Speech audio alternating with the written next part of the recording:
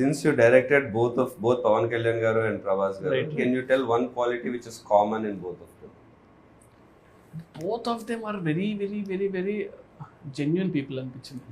అంటే they don't harm other people. అంటే వాళ్ళతో ఎన్ని రోజులు ఉన్నా కూడా ఎప్పుడు కూడా అతను ఇలా ఉండాలి, అతను ఇలా చేయాలి, అతను బ్యాడ్ అని ఎప్పుడు ఉండదు. వాళ్ళ వర్క్ ఏదో వాళ్ళు చేసుకుంటూ వెళ్ళిపోవడం. So yeah, one quality you pick from each of them.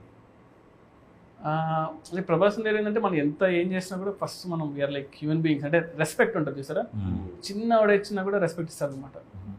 Kalyan గారు ఏంటంటే కాన్స్టెంట్ నాలెడ్జ్, ఈ ఆల్వేస్ లైక్ అంటే ఎవ్రీ సెకండ్ నాలెడ్జ్ గెయిన్ చేస్తూ ఉంటాడు.